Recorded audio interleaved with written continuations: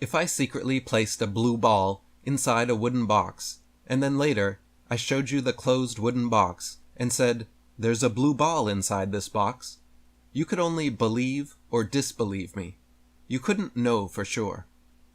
Until I actually opened the box so that you could see for yourself, you wouldn't and couldn't know with certainty whether a blue ball, something else, or nothing at all was inside the box. This kind of hearsay is second-hand knowledge, which is simply a belief in someone else's claims, and is very different from first-hand knowledge. First-hand knowledge comes from direct personal experience. Once I opened the box, revealing the blue ball inside for you to see with your own eyes, then it would become first-hand knowledge, and no longer a belief. Now what if I secretly took a picture of the blue ball sitting inside the open wooden box, and then later I showed you the closed wooden box along with the photograph? In this instance, would you know that there is a blue ball inside the box?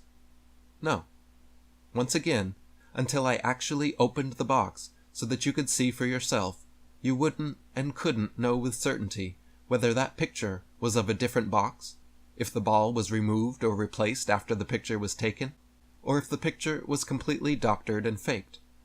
Just like hearsay is belief in someone else's words, photos are belief in someone else's pictures. Both are second-hand sources of information, and neither can be known, only believed. So when NASA and the world's space agencies present us with pictures of a blue ball in outer space, or their astronauts tell us that Earth is a blue ball in outer space, do we know that to be true, or is it simply a belief? Without first-hand experience of seeing Earth from that vantage point, we cannot claim to know that Earth is a blue ball in outer space. We may choose to believe or disbelieve the words and pictures of the astronauts, but neither can be known without direct personal experience. Only a small handful of astronauts in history have claimed to have seen Earth from that vantage point, and the fact of the matter is that they could just as easily be lying as telling the truth. Likewise, the pictures supposedly taken by these astronauts could just as easily be fake as real. If we want to know something, we cannot rely on the pictures and testimonies of other people. Pictures and testimonies can only be believed, not known.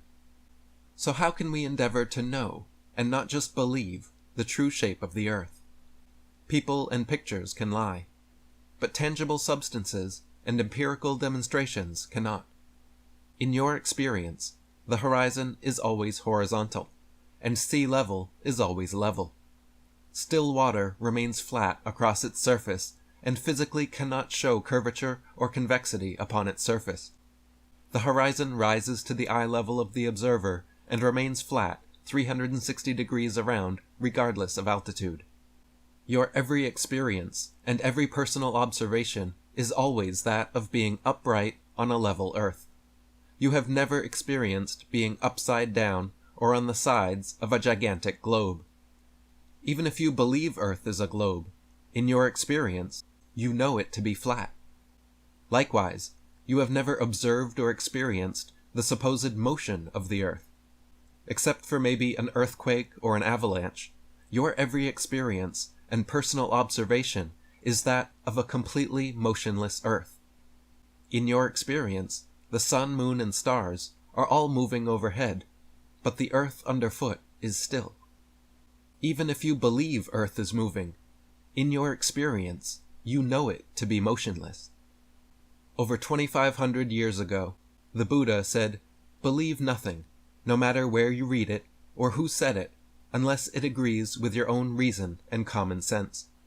To believe the pictures and testimonies of others over your own eyes and experience is a ridiculous relinquishment of discernment. It is a logical fallacy of appeal to authority and intellectually irresponsible. The very concept of belief is a weak epistemic function. Believing is what people do when they don't really know. Instead of admitting the truth, which is that they simply don't know, people often prefer to pick and choose various beliefs. But beliefs are antithetical to knowledge and become an impediment to its acquisition. If people accept that they don't know something, the mystery of the thing remains, and a curious, skeptical, critical mindset can flourish. If people instead choose to believe something that they cannot really know, it is nothing but self-induced delusion. Put simply, all beliefs overstep the bounds of attainable knowledge. Beliefs should be banished from your psyche. We should only be involved in knowing and not knowing. What people believe or don't believe is unimportant and irrelevant. What matters is what we know, and when we don't or can't know something, it's important to admit that to ourselves, rather than finding some comforting belief to replace it. And that is why so many people choose to blanket themselves in beliefs, rather than admitting the simple truth that they don't know.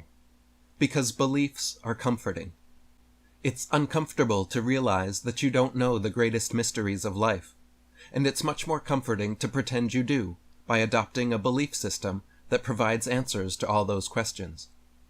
Then, instead of being a perplexed detective analyzing life's mysteries, you become an egotistic evangelist preaching blind faith. This is why I find religious flat earthers to be a paradox and a problem. Many people who know that Earth is a level, motionless plane are also believers of various world religions. Since flat Earth is mentioned in the holy scriptures of Hinduism, Buddhism, Judaism, Christianity, Islam, and others, members of these religions often take this as proof positive that everything else mentioned in their holy scriptures must also be literally true. This is simply not the case, however, and all claims must be validated by their own merit. The fact of the matter is that flat Earth was the prevailing cosmology at the time when most of these holy scriptures were written, so it is no wonder that their worldview is reflective of that. Just because flat Earth is mentioned in the Bible, and flat Earth is true, doesn't mean that a man was born of a virgin and walked on water. It doesn't mean that snakes and burning bushes can talk, and it doesn't mean an ark could hold and feed tens of thousands of animals for months at a time. Believing these Bible testimonies of things we cannot prove or experience for ourselves is no different from believing the testimony of astronauts. In our experience, nobody has ever been born of a virgin or walked on water. Personally, we have never seen a snake or burning bush strike up a conversation. We may choose to believe or disbelieve in such things, but we cannot know them to be true. Therefore, when we are trying to awaken others to the reality of flat Earth, religious beliefs really shouldn't enter into the discussion. A flat, motionless Earth is objectively, observably, and empirically demonstrable, and directly experienced by everyone. It doesn't require belief like the globe or religious scriptures.